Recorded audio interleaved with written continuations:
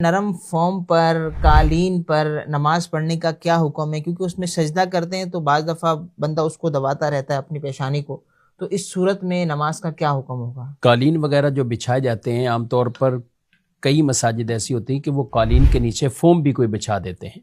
تو دیکھیں حکم شریعت یہ ہے کہ اگر کوئی ایسی نرم چیز ہوگی تو پھر آپ پیشانی کو اتنا دبائیں گے کہ مزید دبانے سے نہ دبے تو آپ کا سجدہ ہو جائے گا، اور اگر وہ مزید بھی دب رہی ہو تو پھر آپ کا سجدہ وہ درست نہیں ہوگا. جب سجدہ درست نہیں تو آپ کی نماز بھی نہیں ہوگی. یعنی دو چیزیں، ایک ہے پیشانی کا لگنا اور ایک ہے ناک کی سخت ہڈی کا یہ بھی جم جانا اور یہ سختی محسوس ہونا. اب اگر پیشانی نہیں لگتی تو سجدے کا فرض ادا نہیں ہوگا، اگر ناک کی ہڈی نہیں لگتی واجب ادا نہیں ہوگا اور نماز واجب الاعادہ رہے گی اگر قصدن ایسا کوئی عمل کرے گا. خلاصہ یہی ہے کہ اتنی نرم چیز نیچے نہیں ہونی چاہیے کہ جس کی وجہ سے آدمی کی نماز وہ نہ ہو یا اس کا سجدہ درست ادا نہ ہو رہا ہو. البتہ جو عام نارمل قالین مساجد کے اندر ہوتے ہیں، نیچے فوم نہیں ہے، تو اس پر بالکل نماز آپ پڑھ سکتے ہیں. انہیں بھی اتنا آپ کے مزید دبانے سے نہ دبے، اتنا تو آپ کو زمین پر یعنی اس کی سختی محسوس ہو کہ مزید دبانے سے اب یہ دبے گا نہیں، اس طرح کے عام طور پہ ہوتے ہیں.